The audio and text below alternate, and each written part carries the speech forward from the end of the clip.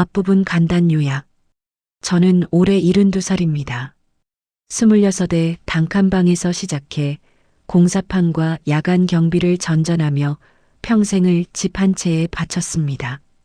아내와 함께 김밥 싸들고 버틴 세월 끝에 방 2칸 전세, 그리고 방 3개짜리 작은 빌라까지. 그 집에서 새 아이를 키우고 큰아들은 서울대에 보내고 세 자녀 모두 결혼시키기까지 제 인생 전부가 이 집에 담겼습니다.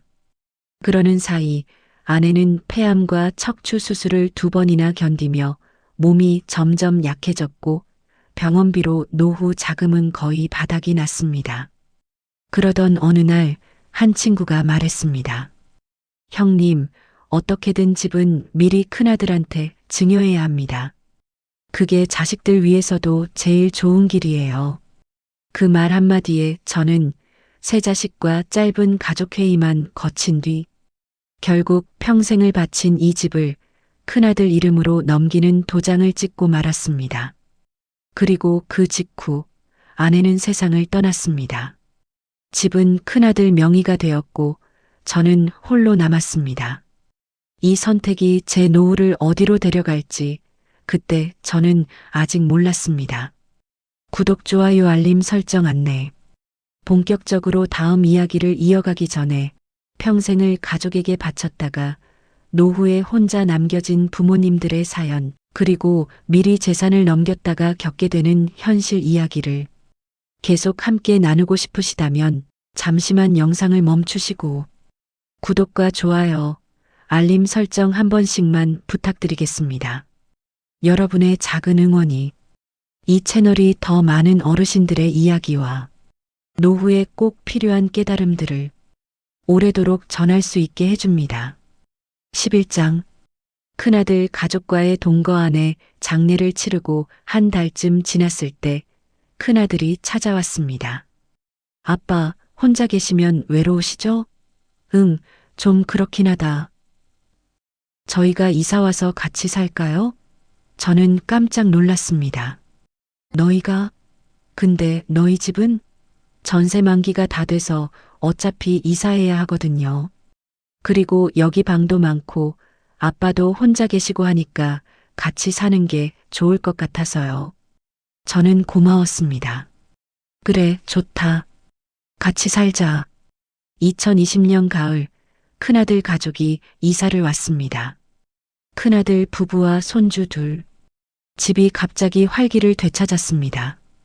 할아버지, 손주들이 제게 달려왔습니다. 오, 우리 손주들. 저는 손주들을 안아 올렸습니다. 처음 몇 달은 정말 행복했습니다. 아침마다 손주들 웃는 소리에 잠이 깼고 며느리가 차려주는 밥을 먹었습니다.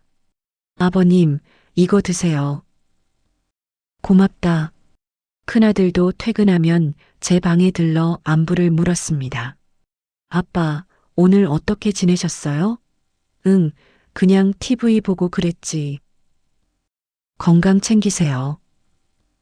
그래, 고맙다. 저는 역시 가족이 최고구나 하고 생각했습니다. 12장. 작은 균열들하지만 시간이 지나면서 작은 균열들이 생기기 시작했습니다. 어느 날 저녁 저는 우연히 큰아들 부부의 대화를 듣게 됐습니다. 여보, 애들 방이 너무 좁아. 책상 놓을 데도 없어. 그러게. 근데 어쩌겠어. 아버지도 계시고. 아버님, 방 좀 정리하면 안 될까? 정리만요. 버리자는 게 아니라. 저는 가슴이 철렁했습니다. 내 방을? 왜? 하지만 저는 모른 척 했습니다. 에이, 내가 너무 예민한가 보다. 며칠 뒤 또다시 대화가 들렸습니다. 여보, 아버님 짐이 너무 많아. 창고도 꽉 찼어.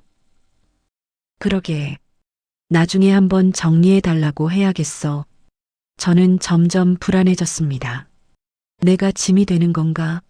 어느 주말 며느리가 대청소를 하자고 했습니다. 아버님, 오늘 집 안대 청소할 거예요. 아버님 방도 좀 정리하면 어떨까요? 내 방을? 네, 오래된 물건들 많잖아요. 안 쓰는 건 정리하면 좋을 것 같아서요. 저는 거절할 수가 없었습니다. 그래, 알았다. 며느리는 제 방에 들어와 짐을 정리하기 시작했습니다. 아버님, 이 옷은 언제 입으셨어요? 그거 한 10년 됐나? 그럼 버려도 되겠네요.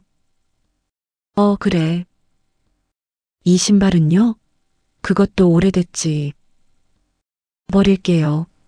그렇게 제 물건들이 하나둘 버려졌습니다. 저는 마음이 아팠지만 참았습니다. 며느리가 집 정리하는 건데 뭐. 13장. 결정적인 순간 2021년 봄 결정적인 사건이 일어났습니다. 어느 토요일 아침 큰아들이 제 방으로 찾아왔습니다. 아빠, 잠깐 얘기 좀 할까요? 그래, 무슨 일인데? 아들은 조심스럽게 말을 꺼냈습니다.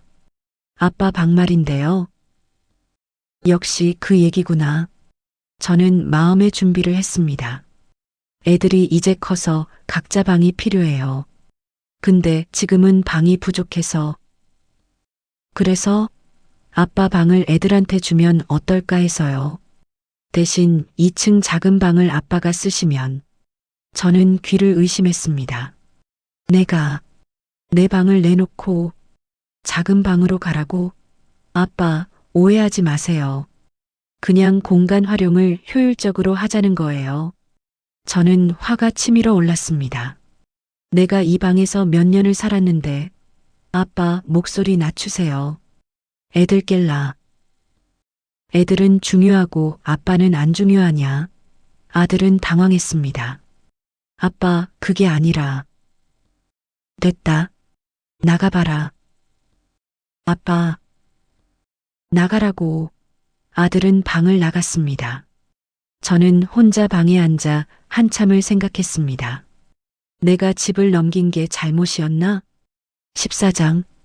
둘째와 막내의 반응. 그날 저녁, 저는 둘째 딸에게 전화했습니다. 아빠, 무슨 일이세요? 아빠가 좀 힘들어서. 저는 큰아들과 있었던 일을 얘기했습니다. 둘째는 분노했습니다. 아빠, 제가 형한테 전화할게요. 아니, 그러지 마. 아니, 이건 아니죠. 아빠 방을 빼라니. 둘째는 바로 큰아들에게 전화를 걸었습니다. 오빠, 지금 뭐 하는 거예요? 무슨 소리야? 아빠한테 방 비우라고 했다면서요? 그게 사정이 있어서. 무슨 사정이 아빠를 쫓아내는 거예요? 쫓아낸다니 그게 아니라. 그럼 뭐예요? 아빠가 얼마나 속상하셨겠어요. 큰아들은 말문이 막혔습니다. 막내도 전화를 걸어왔습니다. 아빠, 제가 뭐라고 했죠? 응. 집 문서 넘기지 말라고 했잖아요. 그래.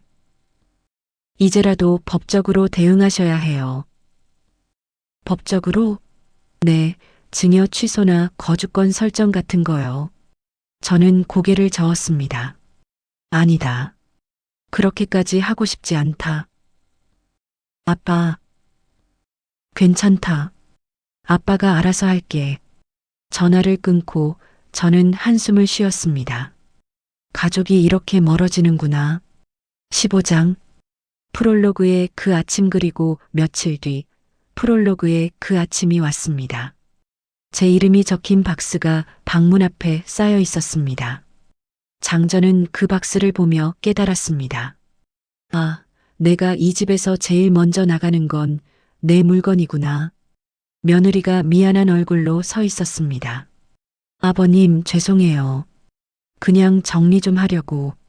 저는 아무 말도 하지 않았습니다. 큰아들이 복도 끝에서 이쪽을 보고 있었습니다.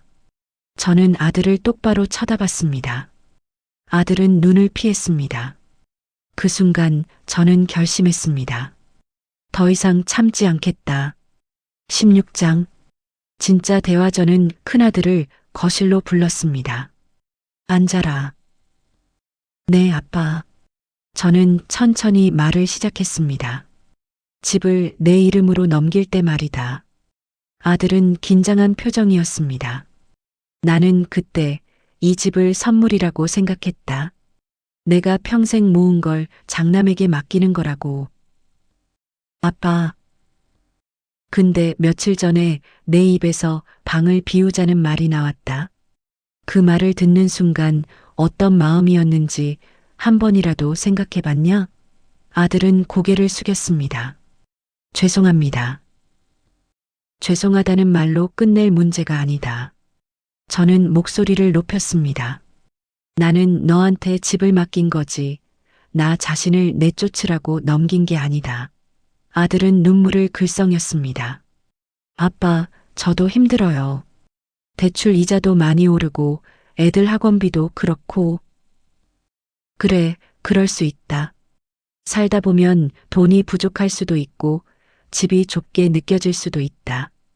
저는 주먹을 쥐었습니다. 근데 말이다. 내가 부족하다고 느끼는 그 자리에 나는 평생을 살아왔다.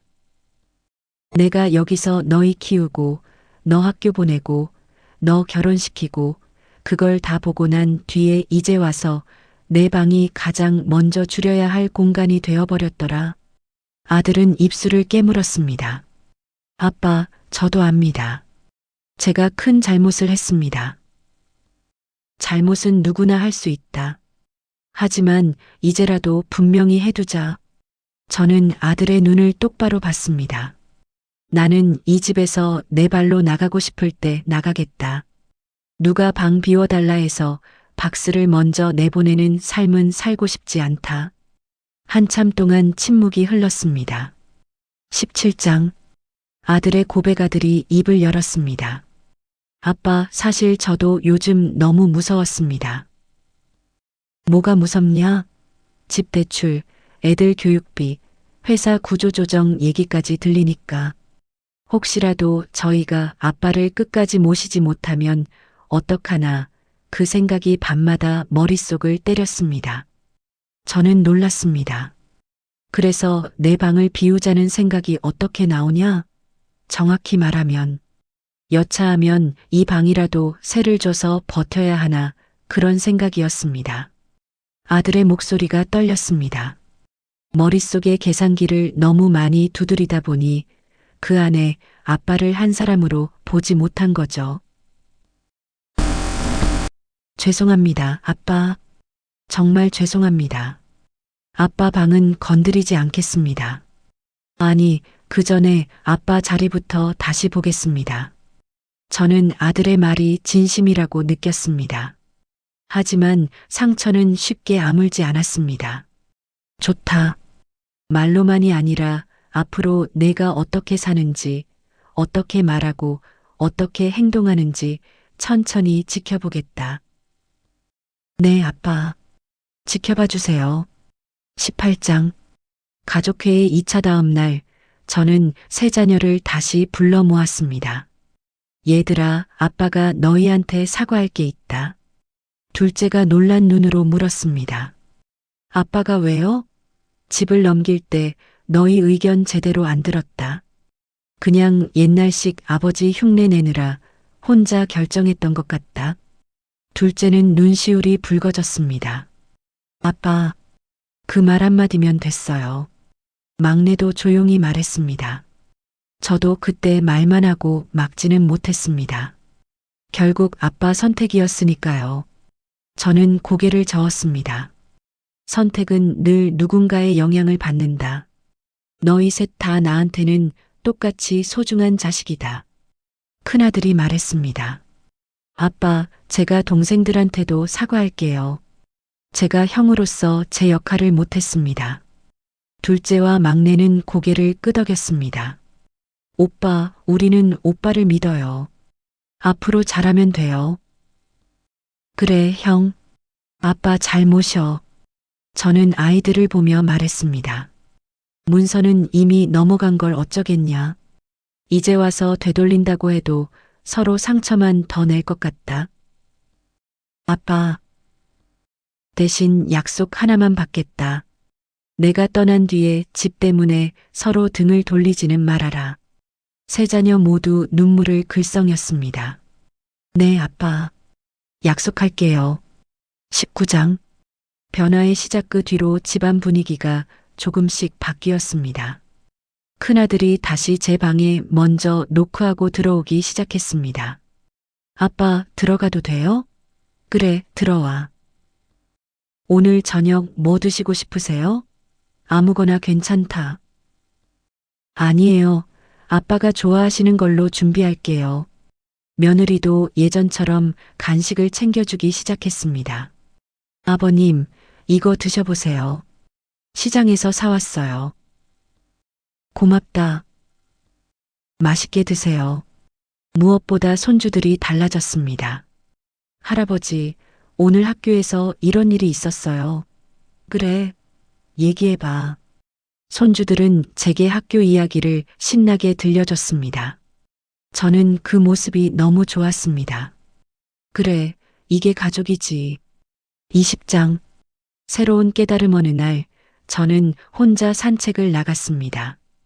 동네 공원을 걸으며 생각에 잠겼습니다. 내가 집을 넘긴 건 잘한 걸까, 잘못한 걸까? 아직도 확답은 없었습니다. 하지만 한 가지는 분명했습니다. 집보다 중요한 건 관계구나. 집은 그저 건물일 뿐입니다.